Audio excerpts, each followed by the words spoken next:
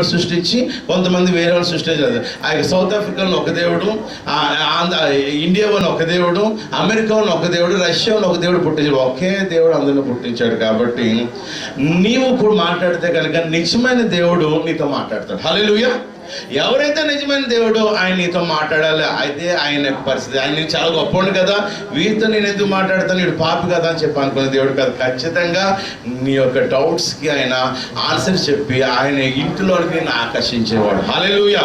కాబట్టి ప్రియమైన దేవుని బిడ్డలారా, ఏ విధంగా డౌట్ లేదు యేసుక్రీస్తు దగ్గరికి వచ్చేవాళ్ళు. ఎందుకంటే ఆ యేసుక్రీస్తు నీ జీవితంలో ఖచ్చితంగా మార్పు తేగలడు. ఆ వ్యాధి నుంచి విడిపించగలడు, ఆ బాధ నుంచి విడిపించగలడు, ఆ పేదరికం నుంచి విడిపించగలడు, నొప్పి నుంచి విడిపించగలడు. కొలస్సీలకు రాసిన పత్రిక 1వ అధ్యాయం 19వ వచనంలో చూద్దాం. ఈ వాక్యం నీకు సంతోషాన్ని ఇస్తే నీవు దీవించబడుతున్నావు. ఇప్పుడే ఈ వాక్యం నిజమే నీ హృదయంలోకి తట్టుతుంటే కనుక ఎస్ ఎస్ ఎస్ ప్రోత్సహించబడితే ఈ వాక్యం ద్వారా నీ దీవెన నీ మీదకి ఇప్పుడే వస్తుంది. నీ జీవితంలో ఉన్న ప్రాబ్లం ఇప్పుడే పోతుంది. ఆమేన్. హల్లెలూయా. కొలస్సీలకు రాసిన పత్రిక 1వ అధ్యాయం 19వ వచనం చూద్దాం. కొలస్సీలకు రాసిన పత్రిక 13వ అధ్యాయం, ఒకసారి 1వ అధ్యాయం 13వ వచనం. ఆయన మనలను అంధకార సంబంధమైన అధికారంలో నుండి విడుదల చేసి తాను ప్రేమించిన తన కుమారుని యొక్క రాజ్య నివాసులుగా చేశాను. హల్లెలూయా. దేవుని స్తుతిద్దాం. ఇక్కడ హల్లెలూయా. ఇక్కడ ఏం చేశాడంట, ఆయన మనలను అంధకార సంబంధమైన అధికారం నుంచి విడుదల చేసి తాను ప్రేమించిన తన కుమారుని యొక్క రాజ్య నివాసులుగా చేశాను. అంధకార సంబంధమైన రాజ్యం అనగా సాతాను రాజ్యం. ఆ సాతాను రాజ్యంలో ఏముందంటే మరణము, వ్యాధి, పేదరికము, కక్షలు, కొట్లాటలు, ఇంకా వ్యాధులు, రకరకాలు ఇవన్నీ కూడా అంధకార సంబంధమైన రాజ్యంలో ఉండేవి.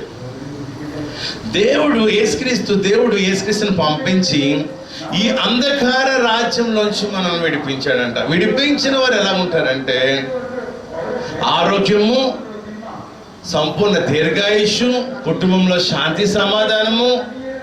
మనము పాపం చేయాలన్నా పాపం చేయలేం, తప్పులు చేయాలన్నా తప్పులు చేయలేం, ఎవరినైనా కొట్టాలన్నా కొట్టలేం, ఎవరికైనా మోసం చేయాలన్నా చేయలేం.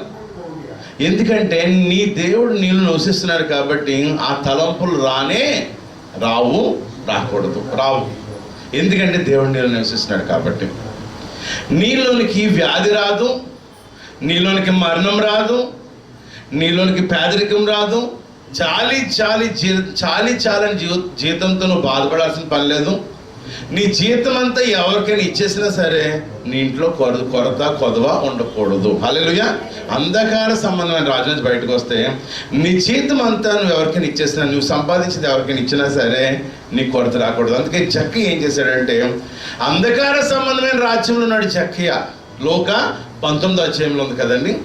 అంధకార సంబంధమైన రాజ్యంలో ఉండి అతను డబ్బు కొరకు జీవిస్తూ ఉన్నాడు.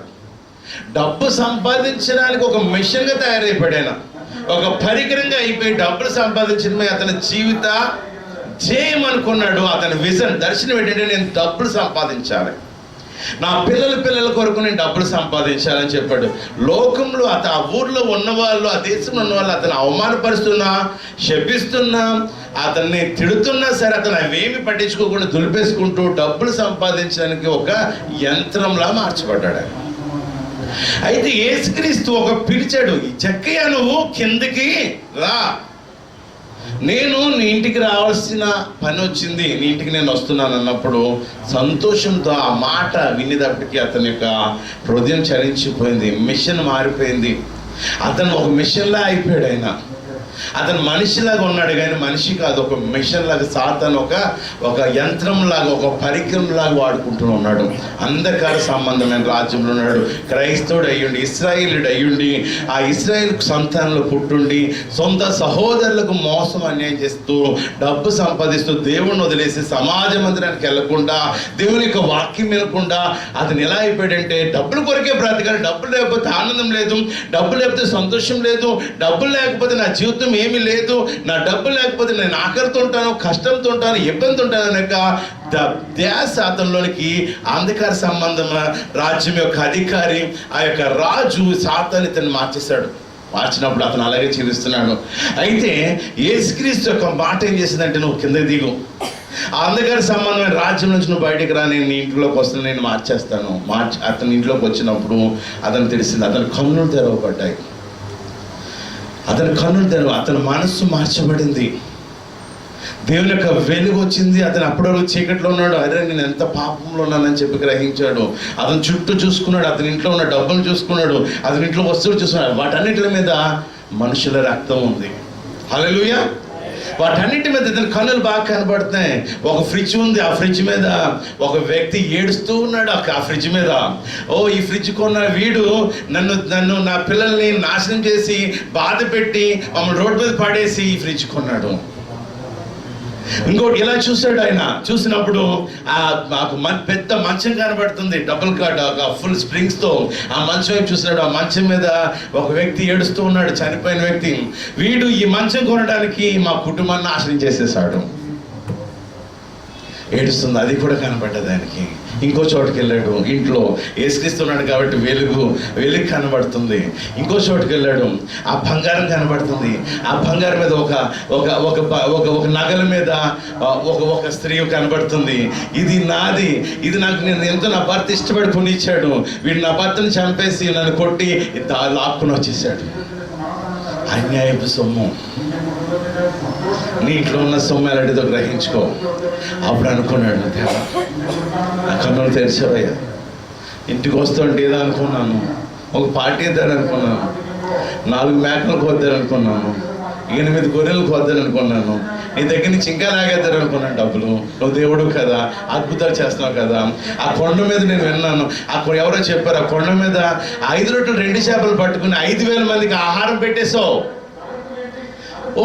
నువ్వు 5 రొట్టెలు 2 చేపలు ఇస్తే ఇలా చేసావు కాబట్టి నేను ఒక 10 గొర్రెలు 20 మేకలు ఇద్దారనుకున్నాను. దాంతో 5,000 మేకలు 20,000 గొర్రెలు అయిపోతాయని ఆశించి నా ఇంట్లో పిలుచుకున్నాను. ప్రభా, చాలా మంది దేవుని దగ్గరకు వస్తారు, డబ్బుల కొరకు వస్తారు, చాలా మంది వస్తారు, ఆరోగ్యం కొరకు వస్తారు, ఇంకా చాలా మంది వస్తారు, రకరకాల వాటి గురించి వస్తారు. కానీ దేవుడు వద్దు. యేసుక్రీస్తు అతని దగ్గరికి వచ్చినప్పుడు ఆ నిజం గ్రహించాడు. ప్రియమైన దేవుని బిడ్డలారా, హల్లెలూయా. అతను గ్రహించాడు. అతని ఇంట్లో ఉన్న వస్తువుల మీద రక్తం చూశాడు. 59వ యెషయా చూద్దాం.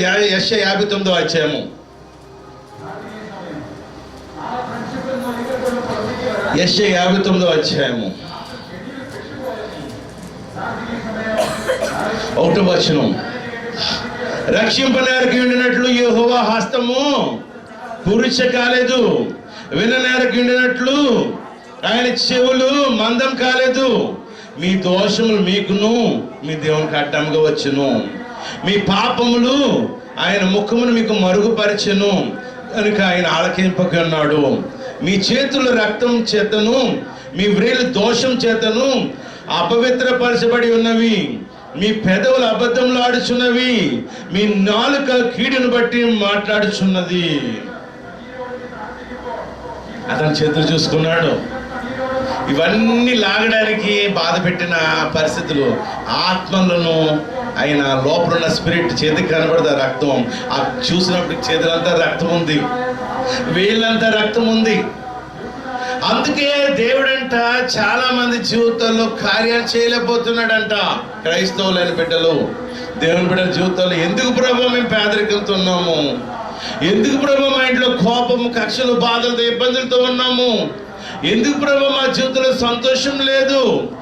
అక్కడ కాపరి చెప్తున్నాడు, పాస్టర్ చెప్తున్నాడు, కృపాక్షములు వస్తాయని చెప్తున్నాడు, తలగా ఉంటారు కానీ తోక ఉంటారని చెప్తున్నాడు, అప్పు ఇచ్చే వాళ్ళు ఉంటారు కానీ అప్పు తీసుకునే వాళ్ళు ఉంటారని చెప్తున్నాడు, పై వారికి ఉంటారు కానీ కింద వారికి ఉంటారని చెప్తున్నారు, దీర్ఘాయుష్తో ఉంటారని చెప్తున్నాడు, మా పిల్లల్ని చూస్తారని చెప్తున్నాడు, రకరకాల మాటలు చెప్తున్నాడు. అక్కడ ఉన్నంతసేపు కొంచెం ఎగరాలనిపిస్తుంది, బయటకు వచ్చిన తర్వాత మాకు ఇవే బాధలు. ఎందుకు ప్రభు అంటే దోషాలతో నింపబడి ఉన్నారంట. జక్కీకి కనబడే కన్నులు. ఆ ప్రతి వస్తువు మీద భయంకరమైన శాపం ఉంది.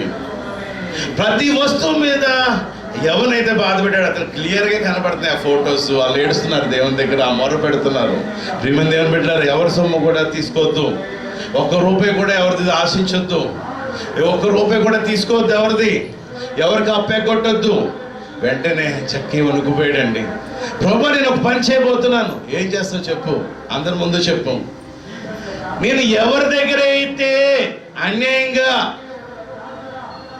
సంపాదించిన మొదట ఏం చేస్తాను, పేదలకు సగం ఆస్తి ఇచ్చేస్తా.